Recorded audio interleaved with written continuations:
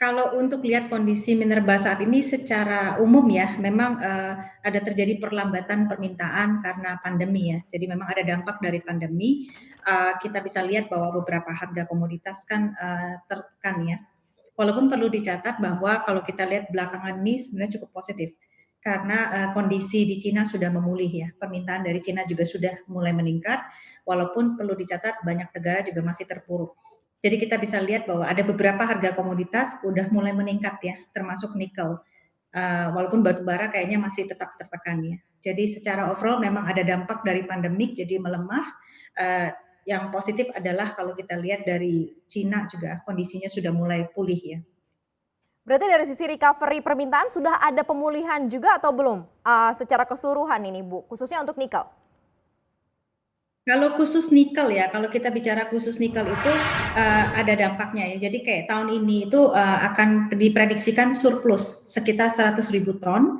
Tahun depan pun akan berlangsung sampai 2022 kami prediksikan akan ada surplus sampai sekitar 100.000 ton per tahun.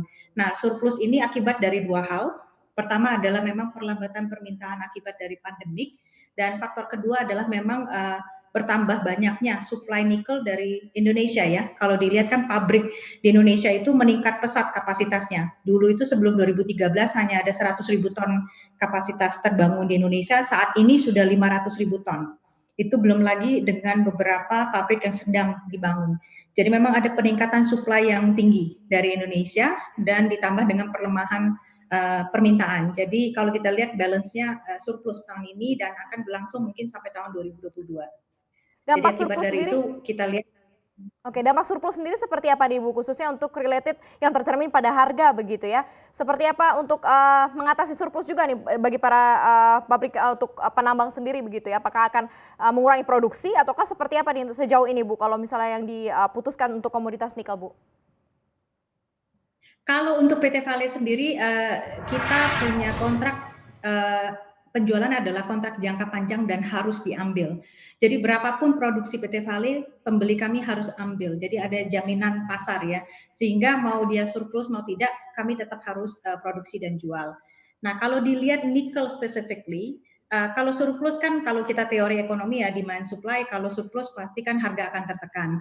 Tapi kalau lihat nikel secara fundamental sebenarnya tertekan, tapi kalau kita lihat beberapa bulan terakhir ya, itu meningkat cukup baik, bahkan tembus sampai 15.000 dolar per ton untuk LME nikel.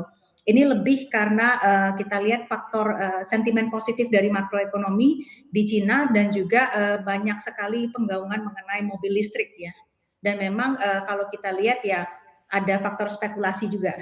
Karena kalau kita lihat ini kan mobil listrik ini jangka panjangnya kan sangat baik ya, karena akan membutuhkan banyak sekali nikel untuk baterai, sedangkan proyek-proyek yang sudah ada di pipeline saat ini pun kalau kita totalkan itu masih jauh untuk bisa memenuhi kebutuhan jangka panjang.